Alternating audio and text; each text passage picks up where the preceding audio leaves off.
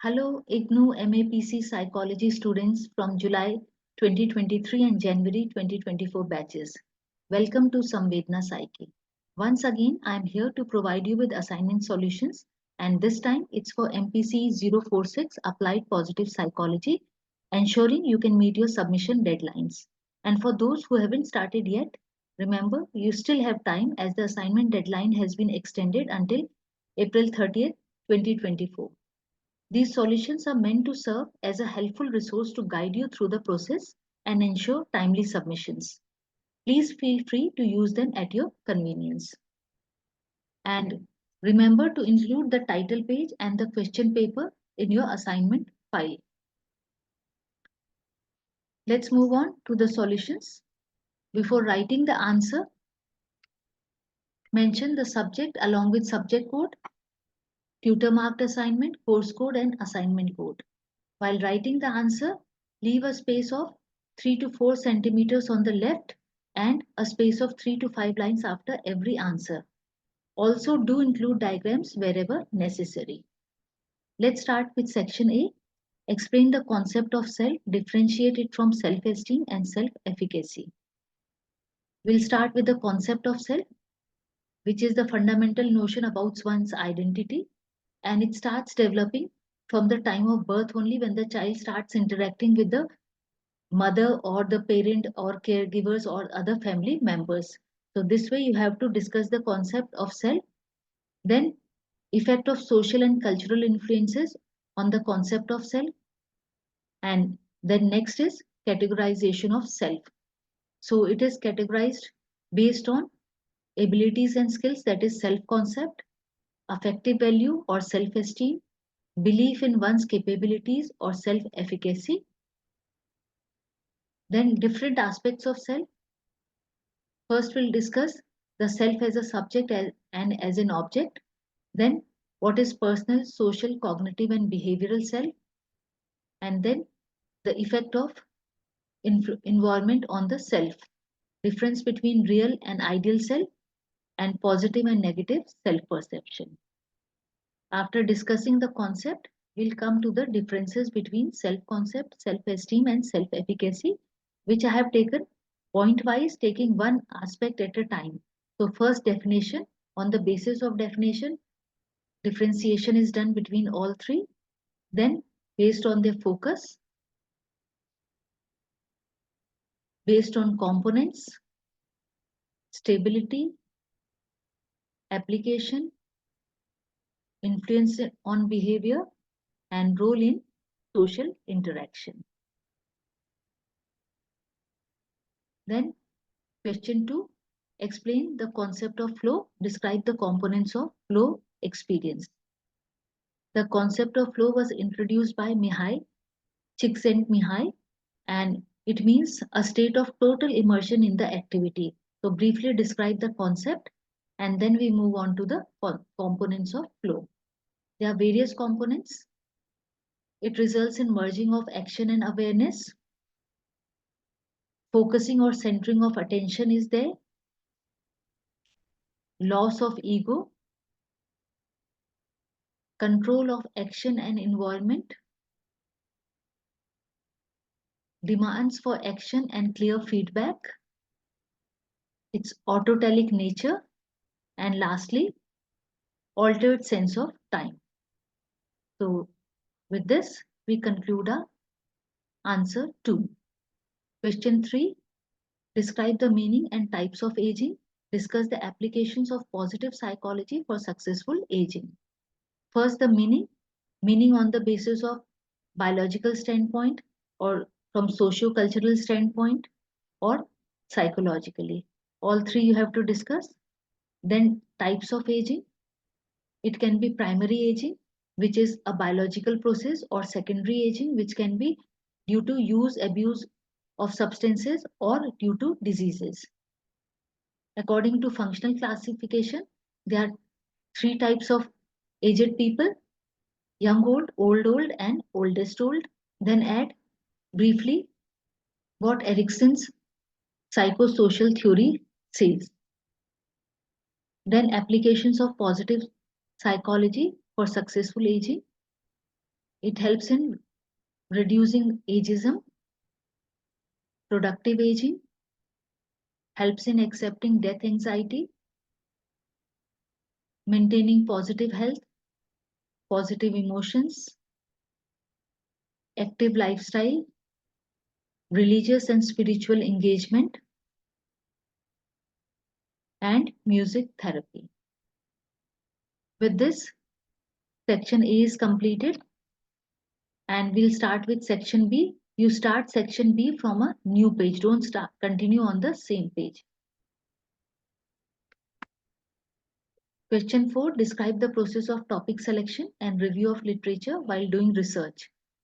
Topic selection is the initial step in any research process, which can be divided into two parts. First is generation and development of research ideas. Under this, we have to mention how the generation and development of ideas can take place. And the second part is evaluation of ideas, whether they are research worthy or not. This can be checked by seeing that the idea is not duplicated, that is, whatever is already done in a particular field, the same research is not repeated again. Its feasibility is seen, whether the idea is testable and can be studied or not, whether resources are available for that research or not, and the interest, which is one of the main aspect. Then review of literature. Reviewing literature means examining existing studies related to the chosen research area, and this helps in refining the research topic and understanding the theoretical background. And for literature review, we should know what is literature review and what is literature summary. Literature summary is only about the main findings of research in a particular area. And literature review analyzes studies, identifies research gaps, directions, limitations, and scope, presents a thematic discussion, integrating existing knowledge and indicating key concerns and issues. And it highlights relationships, main points, contradictions, and unanswered questions, and points out future research directions. Then clarifying the research problem is very important. So this means we have to define the study population and identify problem programs or phenomena in the subject. So a research problem or research question has to be formulated. Next, we have to identify the variables, that is independent and dependent variables. And with this, we conclude this answer and we move on to question 5. Explain various models of happiness. So the models of happiness include Carol Riff's 6-factor model of psychological well-being, which I have described briefly. Then Corey Key's dual continuum model of mental health, PERMA model of Seligman, and Ryan and Deci model of self-determination. Question 6. Explain the various approaches to optimism. First, we have to tell what is optimism, and then the types or models. First is dispositional optimism, then learned optimism, and lastly, unrealistic optimism. Question 7. Explain positive schooling. Describe the components and theoretical models of positive schooling.